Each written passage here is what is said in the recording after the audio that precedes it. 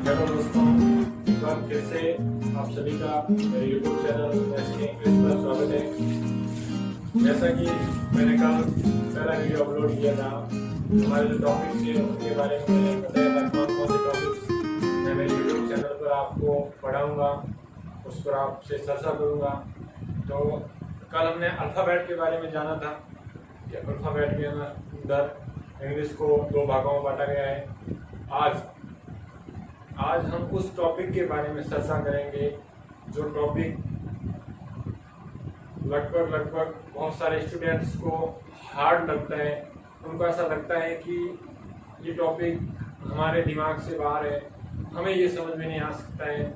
लेकिन नहीं, ऐसा कुछ भी नहीं है। जिस टॉपिक की हम बात कर रहे हैं उसका नाम है टेंस, और टेंस के बारे में ही बहुत सारे विद्यार्थियों को हमेशा शंका रही है, हमेशा उनको ये टेंशन रही है कि मतलब टेंस है वो मुश्किल है इंग्लिश के अंदर।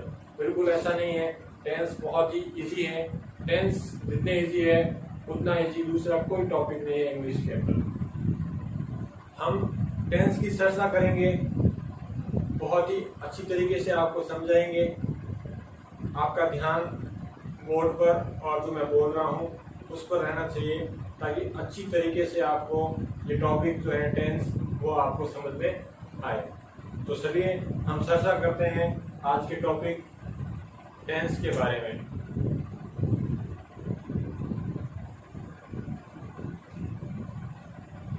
टेंस लगभग सभी को पता है कि टेंस का जो अर्थ है वो होता है काल। दूसरे नाम में कहे तो समय भी कह सकते हैं। सभी ने सुना है टेंस के बारे में, सभी जानते हैं थोड़ा बहुत टेंस के बारे में। लेकिन टेंस के बारे में सभी जानते हैं कि सर टेंस इतने प्रकार के होते हैं, ये होता है, लेकिन बहुत कम जनों को टेंस की जो डेफिनेशन है, टेंस की जो परिभाषा है वो पता है।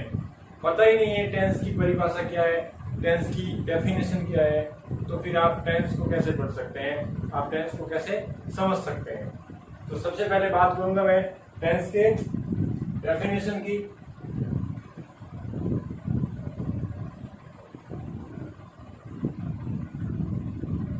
डेफिनेशन यानी कि परिभाषा।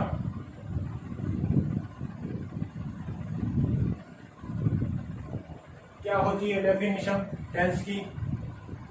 साथ में लिखते चलिए। द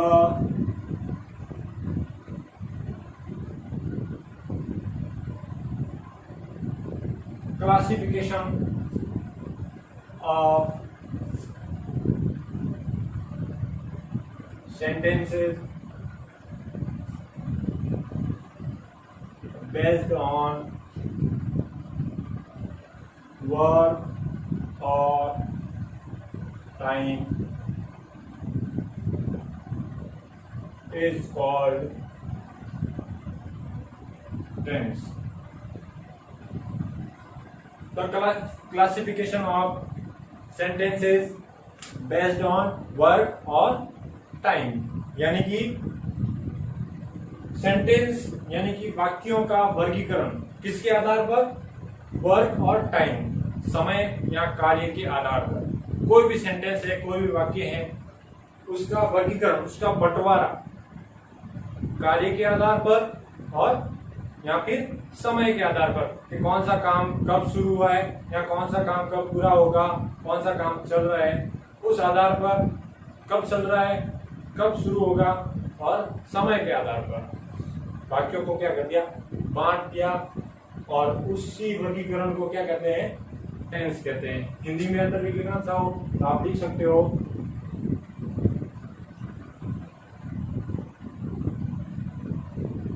वाक्यों का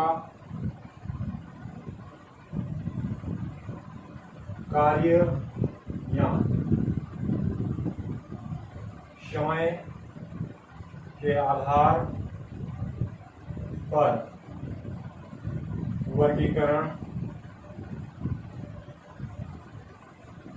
टेंस कहलाता है। क्या कहलाता है?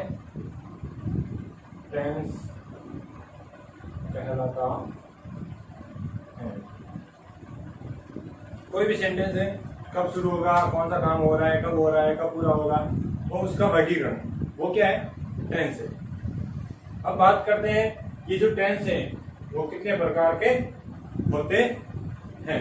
एक बार इस डेफिनेशन को आप नोट कर लीजिए। तो अब हम टेंस के प्रकार के बारे में जानेंगे कि टेंस कितने प्रकार के होते हैं, यानी कि टाइप्स ऑफ टेंस।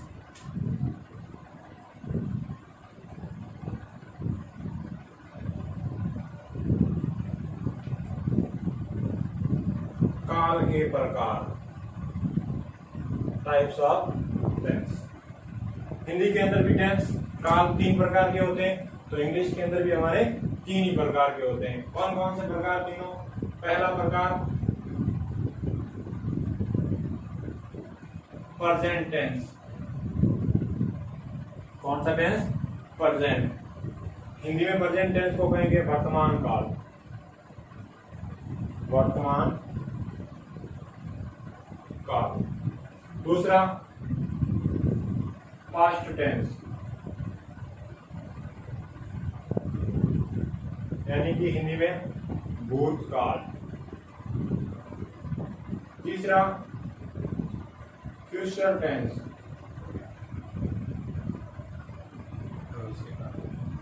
यानी कि भविष्यकाल।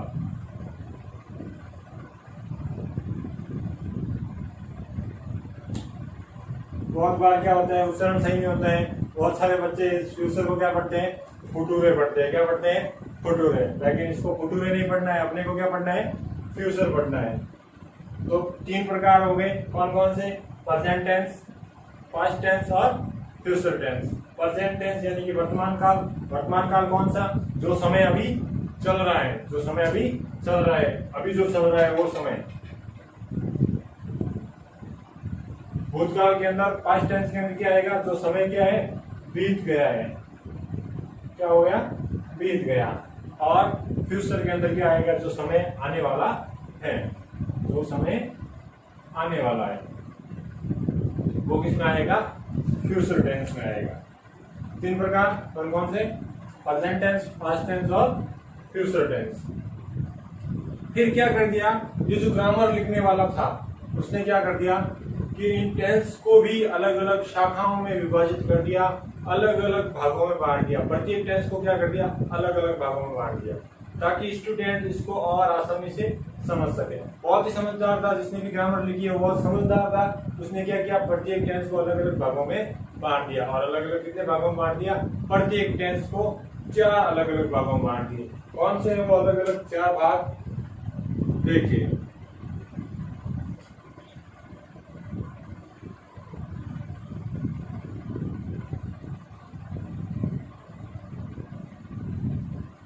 indefinite,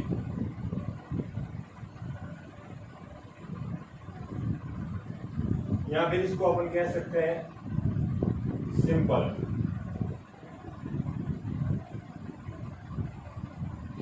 दूसरा आपके कॉन्टिन्यूअस, या इसको कह सकते हैं प्रोग्रेसिव। तीसरा जो रहेगा वो रहेगा परफेक्ट। और जो चौथा भाग रहेगा प्रत्येक टेंस का वो रहेगा परफेक्ट कॉन्टिन्यूअस, परफेक्ट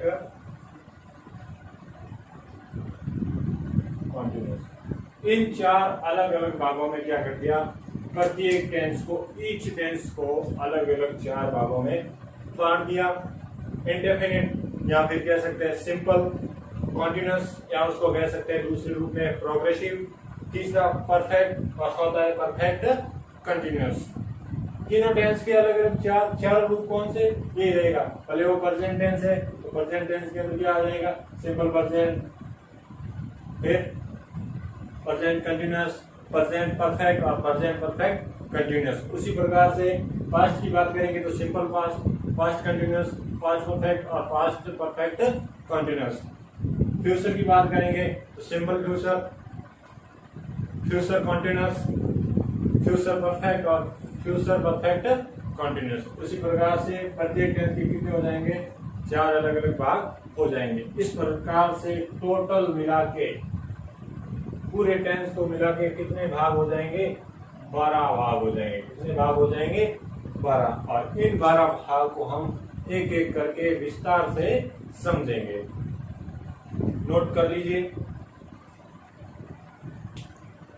यस, प्रत्येक टेंस को शुरू करने से पहले जो टेंस के अंदर सेंटेंस आते हैं वो भी 4 प्रकार के आते हैं। पहले उन सेंटेंस के बारे में भी जान लेते हैं कि कौन से अलग अलग प्रकार के सेंटेंस है। वो टेंस के अंदर पूछते हैं कि वाक्य कौन से बनते हैं, किस प्रकार से वाक्य बनते हैं, कौन कौन से वाक्य बनते हैं। फिर एग्जाम के अंदर कैसे क्वेश्चन आएंगे, 6th लेवल के कैसे आएंगे, तो 12th लेवल के कैसे आएंगे, उनको हम आराम से एक एक प्रकार से, टाइम ज्यादा लगेगा तो कोई टेंशन नहीं, लेकिन आप लोगों को बिल्कुल सही तरीके से समझ में आना चाहिए। यही मेरी सबसे पहल रहेगी।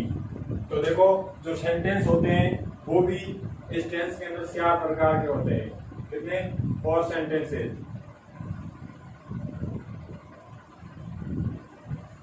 4 अलग अलग वाक्य होते हैं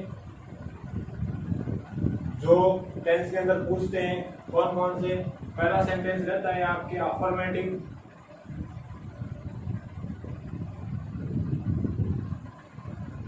अफर्मेटिव को हम हिंदी में कहते हैं साधारण। क्या कहते हैं? साधारण। दूसरा जो सेंटेंस रहता है वो रहता है नेगेटिव। नेगेटिव को कहते हैं नकारात्मक, यानी कि किसी भी चीज का ना होना, मना होना। तीसरा जो रहता है वो रहता है इंट्रोगेटिव,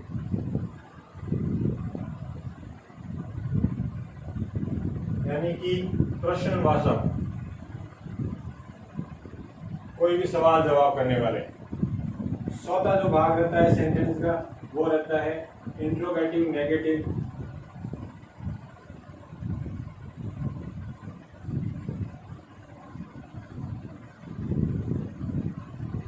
इंट्रोगेटिव नेगेटिव यानी कि प्रश्नवाचक नकारात्मक वाक्य,